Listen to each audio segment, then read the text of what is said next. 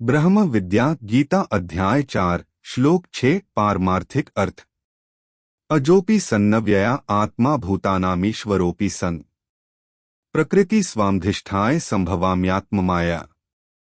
अर्थात यद्यपि मैं अजन्मा और अव्यय अविनाशी आत्मा होते हुए सभी महाभूतों और महाभूतों से बने शरीरों का ईश्वर हूँ, मैं प्रकृति का स्वयं अधिष्ठान अर्थात जिससे प्रकृति की उत्पत्ति हुई और स्वयं भवः अपने आप को अपनी सृजन योगमाया शक्ति से इस जगत में प्रकट अथवा अवतार लेता हूँ।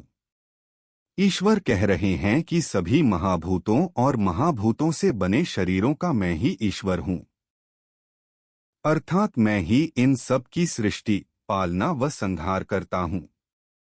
एक बार एक बालक घर पर कुछ लकड़ी का कार्य कर रहा था, तभी उसका अंगूठा एक भारी लकड़ी के शहतीर के नीचे आ गया और अंगूठे के नाखून बुरी तरह दबने की वजह से अलग हो गया। साथ खड़े पिता ने डांटा और बोला कि नाखून की वजह से बच गया अंगूठा, ध्यान से काम कर वरना बहुत चोट लगेगी। बच्चे के मन में यह बैठ गया कि नाखून की वजह से अंगूठा बच गया है। अगले दिन मरहम पट्टी के बाद वह स्कूल गया और अपने अध्यापक से उसने पूछा कि नाखून की वजह से अंगूठा कैसे बच गया। अध्यापक ने बताया कि नाखून सख्त और लचीले होते हैं, जब अचानक दबाव पड़ता है तो वे फैल जाते हैं और सारे भार को बांटकर अंगूठे को अधिक हानि से बचा लेते हैं। बच्चे ने पूछा, ये नाखून किससे बने होते हैं? क्या ये हड्डी नहीं होते? हमारे बाल किससे बने होते हैं? अध्यापक ने बताया कि शरीर जो कुछ भी बनाता है वह केवल शरीर ही जानता है। बच्चे को कुछ समझ नहीं आया। उसने आगे पूछा, मुझे नाखून बनाना नहीं आता, अब नाखून कैसे बनेगा? अध्यापक ने बोला, तुम चिंता मत करो, शरीर अपने आप नाखून बना देगा। बच्चा बहुत हैरान हो गया कि क्या शरीर को ये सब ज्ञान है जो मुझे भी नहीं है? क्या शरीर मुझसे ज्यादा जानकार है? जब वह घर गया तो उसने अपनी माँ से भी यही पूछा। माँ ने बताया कि भगवान हम सबके शरीर में रहते हैं और वही किसी मिस्त्री की तरह इसे ठीक करते रहते हैं। अब बच्चा और भी हैरान हो गया कि उनके पड़ोस में एक बहुत मोटे से मिस्त्री अंकल रहते हैं, वह अंकल कैसे मेरे शरीर के अंदर रह सकते हैं? तत्व ज्ञान की बात यह है कि हर शरीर जो भी सजीव है, किसी भी योनि, किसी भी ब्रह्मांड के किसी भी ग्रह अथवा उपग्रह का कैसा भी जीव है, उसमें दो चेतन तत्व रहते हैं। इनको दो पक्षी भी कहा गया है। पहला चेतन तत्व अथवा पक्षी जो पहले आया वह ईश्वर है। पहले आया अर्थात जब शरीर था ही नहीं, तब ईश्वर ने अणु अणु जोड़कर एक पूरी योजना को सिद्ध कर इस शरीर का निर्माण किया। और दूसरा चेतन तत्व अथवा पक्षी जीव अर्थात आत्मा है, जो ईश्वर द्वारा बनाए जड़ शरीर को सजीव बनाती है। पहला चेतन तत्व ईश्वर सर्वव्यापक रूप से संपूर्ण सृष्टि में व्याप्त है और यही इन सभी शरीरों का सृष्टिकर्ता, पालनहार व संधारक है। यही जीव के शरीर में प्रवेश से पहले से ही था और जीव के शरीर को छोड़ने के बाद तक इस शरीर को अलग अलग घटकों में तोड़कर सभी पांच तत्वों को उनके महातत्वों में मिला देता है। एक बार मां पार्वती जी ने भी यही प्रश्न महादेव जी से किया कि इस अनंत सृष्टि में अनंत ब्रह्मांडों में अनंत ग्रह, अनंत उपग्रह और उनमें अनंत तरह के अनंत जीव, सब में ईश्वर ही व्यापक हैं और सबके शरीरों को वही बनाते, पालना करते और संहार भी करते हैं। ईश्वर ऐसा कैसे कर लेते हैं? रामचरितमानस के अरण्यकांड में महादेव जी इस दिव्य गूढ़ ज्ञान को इशारे से मां पार्वती जी को बताते हैं। उमा कहूँ मैं अनुभव अपना, सत्य हरि भजन जगत सब सपना। अर्थात उमा, मैं अपना अनुभव बताता हूँ, इस जगत में केवल ईश्वर का नाम ही सत्य है और यह जगत केवल एक स्वप्न है। महादेव जी ने ईश्वर को इस जगत में सत्य नहीं कहा, ईश्वर के नाम को सत्य कहा और इस जगत को एक स्वप्न कहा। महादेव जी को पूरा ज्ञान है कि यह सृष्टि ईश्वर की इच्छा से, ईश्वर के ध्यान से और ईश्वर की इच्छा के अंदर ही निर्मित व प्रकट हुई है। जैसे मनुष्य किसी भी योजना अथवा विचार अथवा कहानी का सोचकर उसे एक चलचित्र की भांति अपने मन में देखते हैं, वैसे ही यह संपूर्ण सृष्टि पूर्ण चेतन स्वरूप ईश्वर के रजोगुण अंश की हलचल से माया ने उनकी इच्छा में ही प्रकट कर दी। इसलिए इस सृष्टि का ऐसा कुछ भी नहीं है जो ईश्वर से अलग हो, ईश्वर की इच्छा से अलग हो और ईश्वर के ज्ञान में न हो, अर्थात यह सृष्टि ईश्वर की चेतना और रजोगुण अंश का असत रूप है। जैसे एक मनुष्य की कल्पना में कोई योजना व कथा बनती है।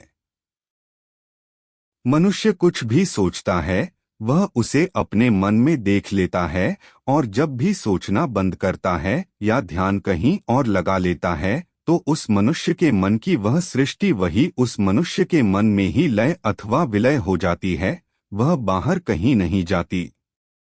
वह मनुष्य ही उस मन में निर्मित सृष्टि का उपादान व निमित्त कारण होता है। वह मनुष्य और उसके मन में बनी सृष्टि में वह मनुष्य सत्य होता है और वह सृष्टि असत्य होती है। उस सृष्टि में वह मनुष्य स्वयं नहीं होता, लेकिन वह सृष्टि उस मनुष्य के अंदर ही होती है। अर्थात उस मन के अंदर बनी सृष्टि में उस मनुष्य का नाम तो सत है, क्योंकि वह मनुष्य जानता है कि यह सृष्टि उसी के मन के अंदर है, लेकिन बाकी सृष्टि मात्र एक कल्पना अथवा स्वप्न होती है। ठीक इसी तरह ईश्वर भी इस सृष्टि का निर्माण, पालन और संहार करते रहते हैं। अब क्या इस सृष्टि में कोई भी ईश्वर से अधिक शक्तिशाली, ज्ञानी, वैभववान, विद्यावान आदि हो सकता है? ईश्वर ने तो केवल सोचना ही है और यह सृष्टि प्रकट हो जाती है, मात्र सोचना ही है। यह सृष्टि शक्तिशाली जीवों से भर जाती है और मात्र सोचने से ही सभी जीव अर्थात दानव, मानव, देव, पशु, पक्षी, जलचर आदि सब नष्ट भी हो जाते हैं। महादेव जी ने इशारों में यही बात पार्वती जी को समझाई कि सत्य हरि भजन, जगत सब सपना। ईश्वर कहते हैं कि इस सृष्टि में जो भी महाभूत व महाभूतों से बने शरीर हैं, मैं ही इनका ईश्वर हूँ का यही अर्थ है कि यह सृष्टि मेरी इच्छा से, मेरी ही इच्छा के अंदर ही प्रकट हुई है, मैं ही इसका उपादान व निमित्त कारण हूँ। अर्थात यह जो भी जड़ तत्व हैं, यह भी मेरा ही जड़ माया का अंश है, और जो भी चेतन शक्ति जिससे ये 5 महाभूतों निर्मित शरीर हैं, जिस चेतन तत्व से सजीव होते हैं अथवा सजीव प्रतीत होते हैं, वह भी मैं ही हूँ। मैं ही इस सृष्टि का अधिष्ठान हूँ, मैं ही अध्यास रूप भी हूँ।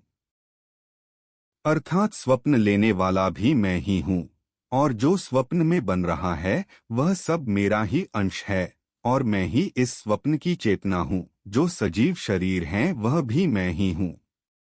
अर्थात सर्वव्यापक, सर्वसमर्थ व सर्वज्ञ मैं ही हूँ। आगे ईश्वर कहते हैं कि स्वयं भवः अपने आप को अपनी सृजन योग माया शक्ति से इस जगत में प्रकट अथवा अवतार लेता हूँ। ईश्वर कहते हैं कि मैं स्वयं जब सृष्टि में आना चाहता हूँ तो अपनी योग माया से अपने रूप व देह की स्वयं रचना कर देता हूँ। अर्थात जीवों के सृष्टि में आने और ईश्वर के सृष्टि में आने में बहुत अंतर है। एक दृष्टांत है, एक बार एक बच्चे ने एक बहादुर सैनिक की कथा पढ़ी और सोचने लगा कि यदि वह सैनिक होता तो उसने सोचा कि बहुत सारे दुश्मन अपने हाथों में बहुत तलवार भाले लेकर आ रहे हैं और उसके साथी सैनिक उनका बहुत बहादुरी से मुकाबला कर रहे हैं, लेकिन दुश्मन बहुत शक्तिशाली है। तभी वह बच्चा सैनिक बनकर आया और एक लंबा सा डंडा उठाकर सारे दुश्मनों को वहां से मार मार कर भगा दिया। अब थोड़ा तत्व प्रश्न पर ध्यान देते हैं। बच्चे के मन ने एक सृष्टि की रचना की, वहां दो तरह के चेतन शरीर थे, एक तो वह स्वयं था, बाकी दूसरे सैनिक, साथी और शत्रु दोनों। जो वह स्वयं है उसे स्वांश कहते हैं और दो बाकी हैं उसे विभिन्नाश कहते हैं। केवल स्वांश ही जानता है कि मैं ही सोच रहा हूं और यह जो कुछ हो रहा है सब मेरी ही कल्पना है। बाकी दूसरे शत्रुओं, साथियों को केवल वही कर रहे हैं जो वह बच्चा उनसे करवाना चाह रहा है, जैसे उसके अपने साथी शत्रुओं से हार रहे थे, आदि आदि। ईश्वर की सृष्टि में भी यह दो अंश होते हैं, स्वांश जब वह स्वयं अवतार लेकर प्रकट होते हैं, दूसरा बाकी सजीव पशु, पक्षी, दानव, मानव, देव, गंधर्व आदि सभी तरह की योनियां जो भी जी इस ब्रह्मांड ग्रह आदि में रहते हैं। जिनते भी बाकी सजीव शरीर हैं, उनका जीव अर्थात सूक्ष्म शरीर महत्तत्व अर्थात ब्रह्मा जी का अंश है और वही जीव के बुद्धि, चित्त, मन आदि तत्वों का अधिकार रखते हैं। लेकिन ईश्वर जब स्वयं आते हैं तो वह चेतन तत्व ब्रह्मा जी का अंश नहीं होता, वह ईश्वर का स्वांश होता है और जिस माया तत्व अविद्या रूपी माया से विभिन्नाश के शरीर बनते हैं, ईश्वर का शरीर विद्यारूपी अर्थात सद्गुण अंश प्रधान माया से बनता है और वह सभी शक्तियों व ज्ञान को अपने में समाहित करने मम सक्षम होता है। यही कारण था जब कृष्ण जी का अवतार हुआ तो ब्रह्मा जी को पता नहीं चला और जब उनके पुत्र नारायण जी के भक्त नारद जी ने उनको बताया कि गोकुल का माखन चोर ही स्वयं ईश्वर नारायण हैं, उनको विश्वास नहीं हुआ।